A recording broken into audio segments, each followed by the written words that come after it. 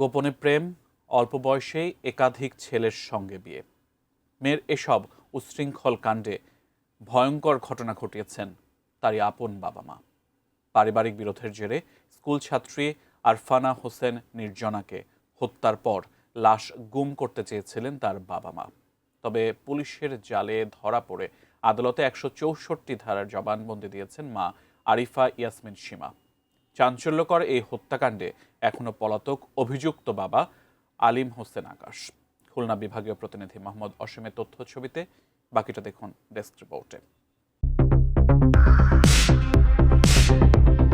পিতামাতার সঙ্গে সম্পর্ক ছিন্ন করে চিরকুট লিখে দ্বিতীয় স্বামী রনির কাছে চলে যান খুলনা ইকবালনগর মাধ্যমিক বিদ্যালয়ের ১০ম শ্রেণীর ছাত্রী আরফানা হোসেন নির্জনা।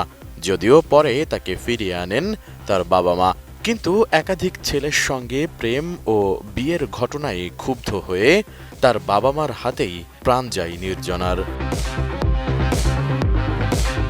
পুলিশ জানায়, বিভিন্ন ছেলের সঙ্গে মেয়ের গোপন প্রেম, অল্প বয়সে পরপর দুটি বিয়ে, এসব নিয়ে বাবার দীর্ঘদিনের ক্ষোভ থেকেই এই হত্যাকাণ্ডের সূত্রপাত।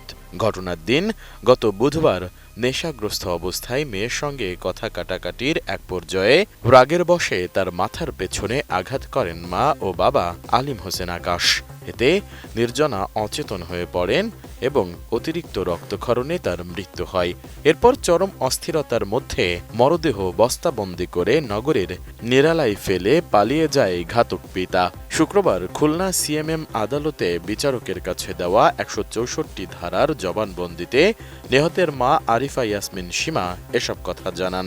শনিবার সংবাদ সম্মেলনে খুলনা মেট্রোপলিটন পুলিশ জানায়, প্রাথমিকভাবে তথ্য গোপনের চেষ্টা করা হলেও জিজ্ঞাসাবাদ ও তদন্তে হত্যার প্রকৃত কারণ স্পষ্ট হয়েছে।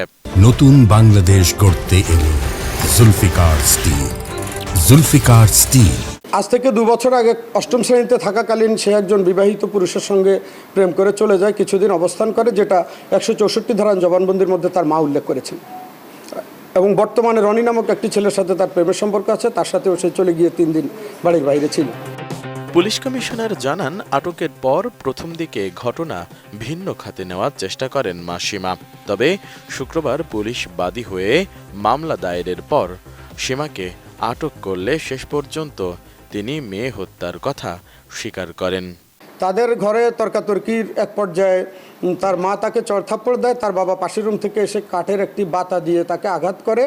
যদিও তিনি তার বক্তব্যে উল্লেখ করেছেন তাকে শরীরে আঘাত করার উদ্দেশ্য ছিল, সেই আঘাতটি তার মাথায় লেগে মাথা ফেটে যায়, প্রচুর রক্তক্ষরণ হয়, এভাবে সে মৃত্যু কোলে ঢলিয়ে পড়ে। লাশটা তারা আসলে সে যখন তার শরীরটা নিস্তেজ হয়ে যায়, তারা বুঝতে পারে যে হয়তো সে মারা গিয়েছে। এই জন্য লাশটি গোপন করার জন্য তারা বস্তাবন্দি করে, প্রথমে তার বাবার লুঙ্গিতে, পরে বস্তাবন্দি করে বাইরে নিরালাতে ফেলে আসে বৃষ্টির সময়।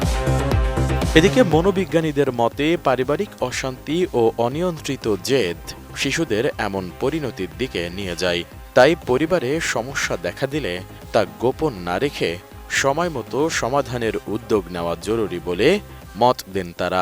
বাবা মায়ের যদি সম্পর্কটা, বন্ধনটা দৃঢ় হতো, তাহলে কিন্তু সন্তানটা অবশ্যই পরিবারের সম্মানের দিকটা অবশ্যই তো ফোকাস করতো এবং মা বাবার প্রত্যাশার প্রতি কিন্তু ফোকাস করতো। কিন্তু ছোটোবেলা থেকে এইভাবে বন্ধন, যে দৃঢ় বন্ধনটা কিন্তু গড়ে ওঠেনি।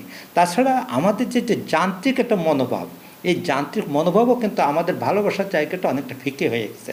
আমরা যে ডিপনেস, ভালোবাসার ডিপনেস, অফ্রান্ত ভালোবাসা, আনকন্ডিশনাল যে লাভ, আনকন্ডিশনাল অ্যাকসেপ্টেন্স, সেই জায়গাটা কিন্তু অনেকটা ফিকে হয়ে গেছে। যে কারণে আমরা কিন্তু সেই যে আমাদের কমিটমেন্টের জায়গা দিয়ে একটা সন্তানকে সেইভাবে মানুষ করতে কিন্তু পারছি না। সেই কারণে যে কোনো সময় আমরা যে কোনো আচরণে উদ্বুদ্ধ হতে পারি।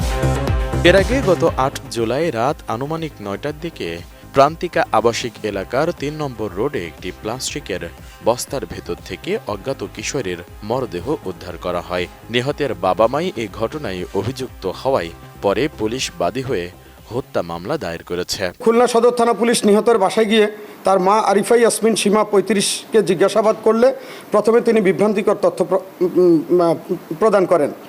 পরে নিবিড় জিজ্ঞাসাবাদের এক পর্যায়ে স্বীকার করেন যে তার মেয়ে বিভিন্ন ছেলেদের সঙ্গে অবৈধ প্রেমের সম্পর্ক গড়ে তোলে, যার ফলশ্রুতিতে তাদের মধ্যে পারিবারিক কলহের সৃষ্টি হয়। উক্ত পারিবারিক কলহের কারণেই নিজ কন্যা আরফানা হোসেন নির্জনাকে হত্যা করেন। হত্যার পর মরদেহটি প্লাস্টিকের বস্তায় ভরে খুলনা সদর থানাধীন প্রান্তিক আবাসিক এলাকার 3 নম্বর রোডে ফেলে রেখে ঘটনাটি ভিন্ন খাতে প্রবাহিত করার চেষ্টা করেন। Desk report, ATN news.